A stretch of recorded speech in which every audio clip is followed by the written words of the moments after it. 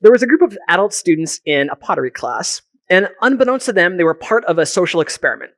Now, half the class, they were told to make the best pot they could, and that their grade for the whole semester would be based on the quality of one pot they hand in. The other half, they were just told to make as many pots as possible. Don't worry about the quality, just make as many as you can. And as you'd expect, this second half, they made way more pots than the first half. And if you guessed that they made some really bad pots, you'd be right as well, but only at first. You see, by the end of the semester, this second half, they'd also made the best pots.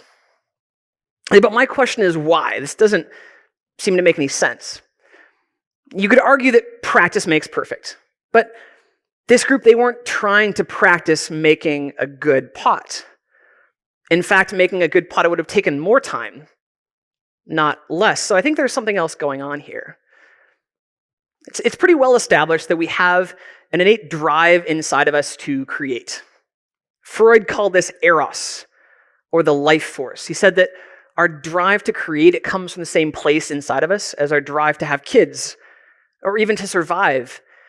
And Mr. Max Neef here, with the difficult to pronounce name, he said that the drive to create, it's one of the core human drives, alongside things like affection or understanding the world around us, or even having freedom.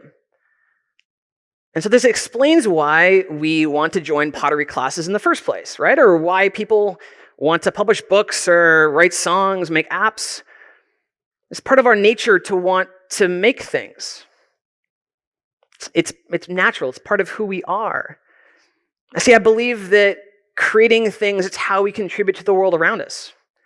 There's something quite magical, I think, about making something that can live on outside of you and can be enjoyed by other people, even across the world or in your community. Everything from the pyramids to a food truck to abstract things like a political party or a cultural movement, a charity. This whole building that we're all in, the chair you're sitting on, this whole event, in fact, it was all made by somebody. It was made for you. Whether you know the person that made it or not, you probably don't. This is part of our nature to want to create.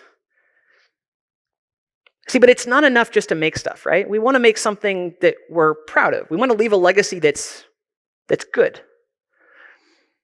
But when you're first starting out and you're brand new, there's no getting around it. You're going to suck. This is completely unavoidable, right? And I think that's one of the reasons why we love these inspiring stories of the multimillionaire business person who started out, in their garage. Or the author, the world famous New York Times bestselling author who just was typing away in a coffee shop, had this stroke of inspiration. Because these stories, they promise that if we just wait, maybe we'll have a really cool idea, and that for that idea, we won't have to be a beginner. We can just skip this whole shitty first draft stage. Just be good from the start. It's a bit of a false promise, though. And maybe you've got a friend or somebody who's waiting around for this. Like they want to publish a book, but they want their very first book to be a New York Times bestseller while the idea is still in their head. Or they're going to make a company, right? Or publish an app. And they just know their app is going to be the next Google or Facebook. And they haven't done anything yet, but they're waiting for this idea. They just know it's going to come eventually. And it's sometimes funny to mock this thought process, but I think it's a very healthy thought process. Because creators that truly want to change the world, want to do something that's good, do their best, they're not lazy. They're waiting around because they have pride in their work. They want to do something that's good for the world. So they're waiting around for this great idea to come to them. And I think that's why there's so much emphasis or discussion around this idea, this concept of the shitty first draft. Maybe you've heard this concept before, right?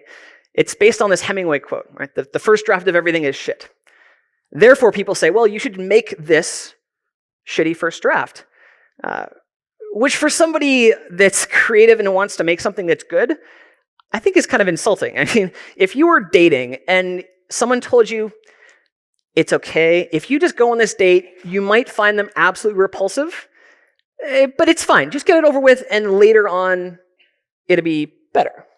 You would never go on dates, would you? You would just wait around, because as much as it's okay if you're repulsed by them, it's better if you're not.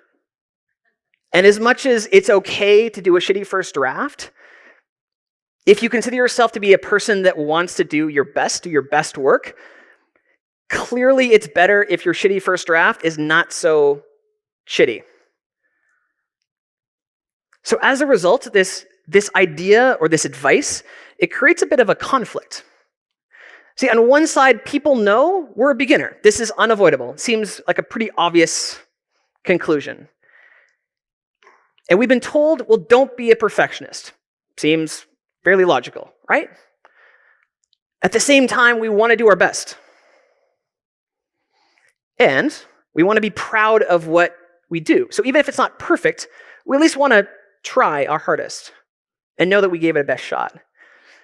But these two concepts, they're contradictory. I mean, how can you do your best but not be a perfectionist? They don't make sense together. And so in the head of somebody who is creative, or if you've got an idea for yourself of something you want to create, what this causes is just inner stalemate. Nothing happens. Most creative people that want to make something as a result of this idea, they just never start. Kind of screwed from the beginning. And this is especially true as people hold themselves to higher and higher standards. And the thing that sucks is that these are the people's creations that we need the most, don't we? I mean, we need people that hold themselves to high standards.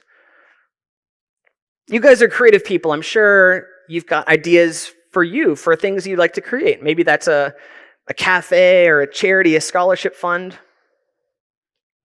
What would happen if these things just never got created?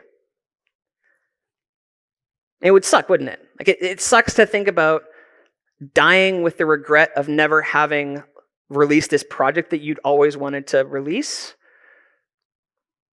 But if creativity is how we contribute to the world around us, if creativity is how our civilization has been shaped, the rest of us miss out on that thing too. I mean, if this event had never happened, we wouldn't all be here. And we're in that time now, aren't we? We've already missed out on countless creations from people that have just died. Billions of them. And what would happen if the car had never been invented? What would happen if we didn't have cures for polio?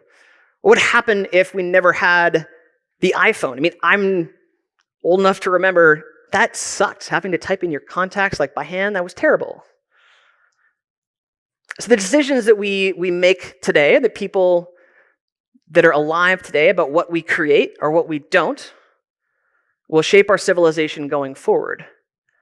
And my concern is that this idea of it's okay to do a shitty first draft, it's holding our whole civilization back. But if telling people just do a shitty first draft, if that causes this inner conflict, what exactly do we do? So I've spent the last few years studying people that have created things. Everything from fashion shows to balloon dresses to leather belts and everything in between. And I've learned from them that they think about the start of the creative process in entirely the opposite way to most people, or to what common knowledge would have you think.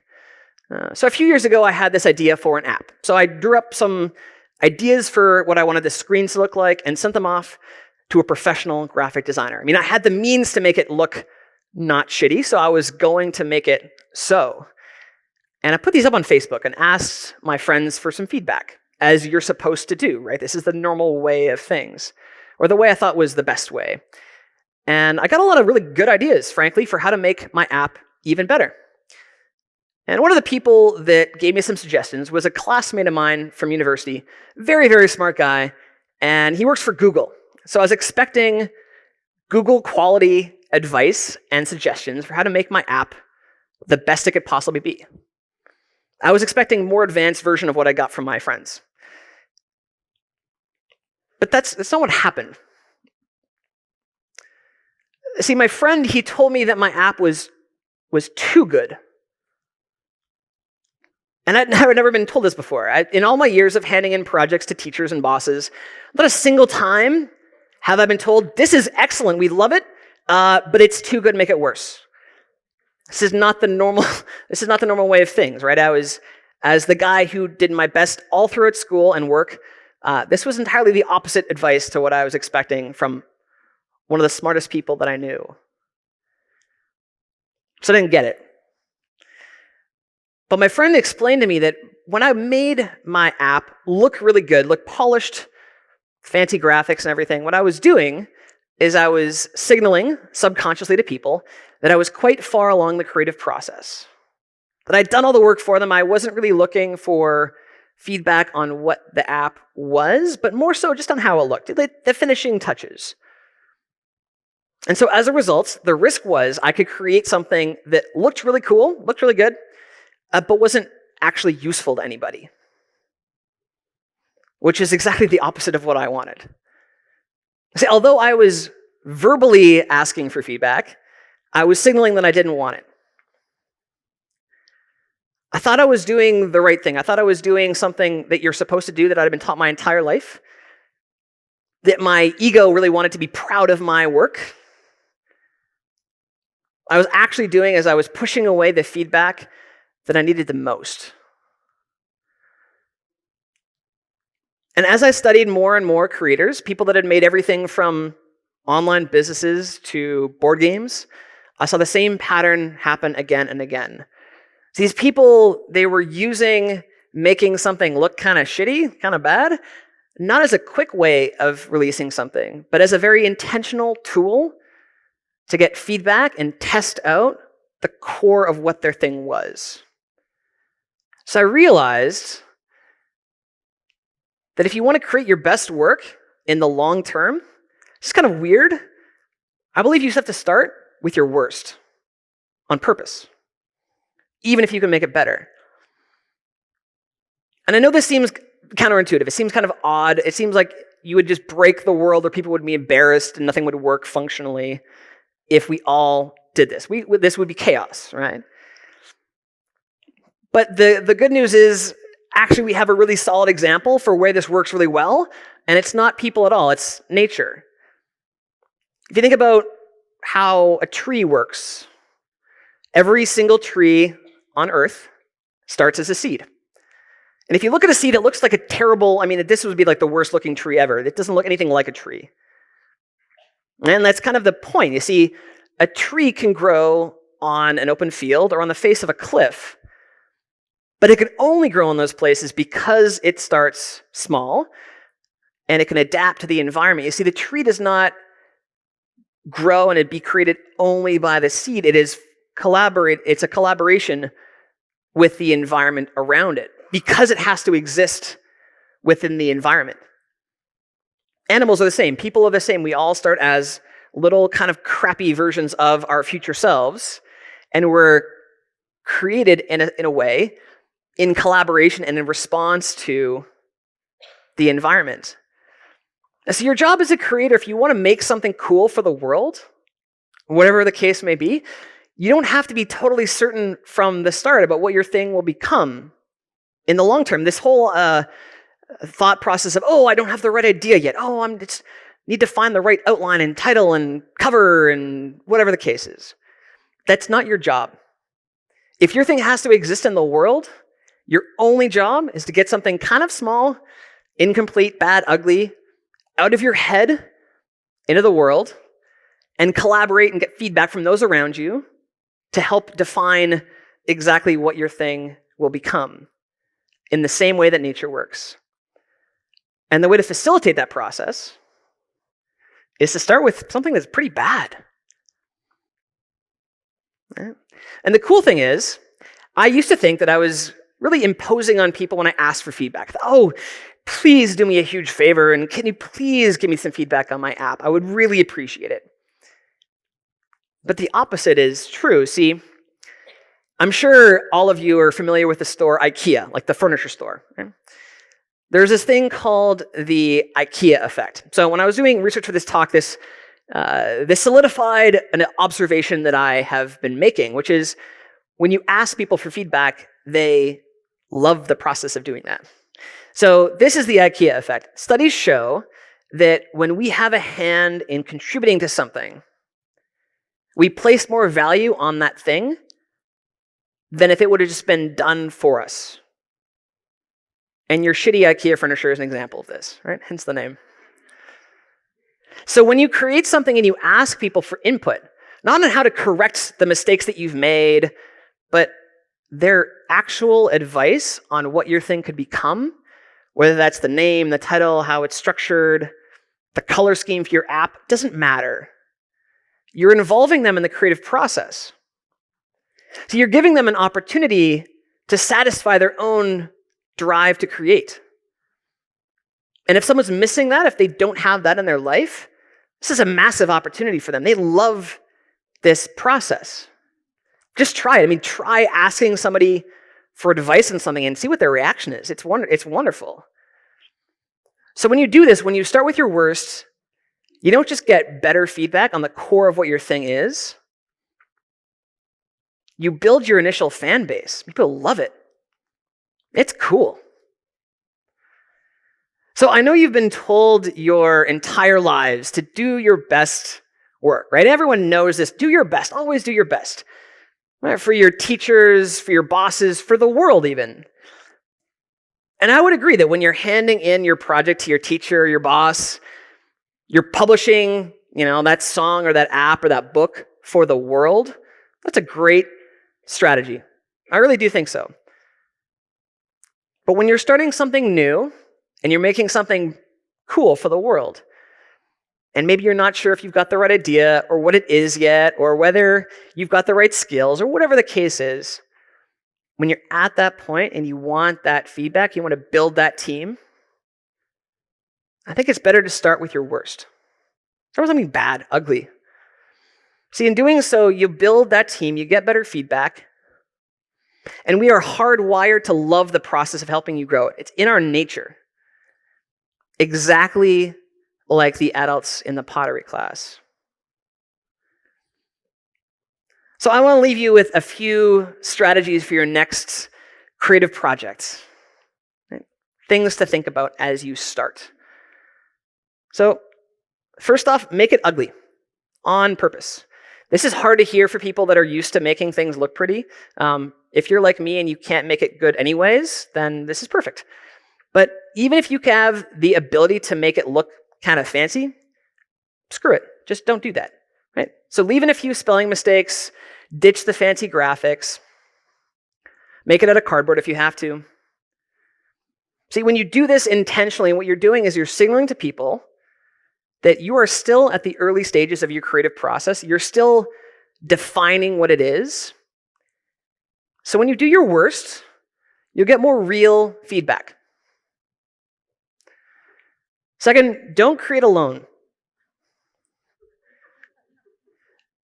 So if your thing needs to exist in the world, if it is for other people, it is for others to experience, it doesn't make sense to create an isolation from the environment in which it has to exist in. You need that feedback, and people love giving it.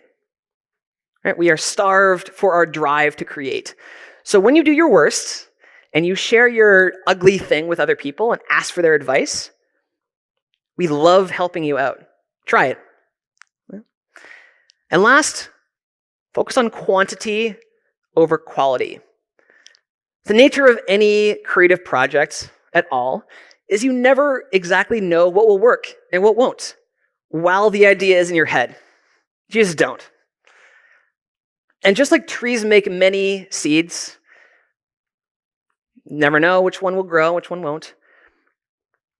Make a lot of creative projects, right? Because I guarantee you that the thing that you can create that will become amazing in the long term, people will still love when it's really ugly and really bad. So when you do your worst, you give yourself more chances to find the thing that you could create that will grow into your best work. Thank you very much.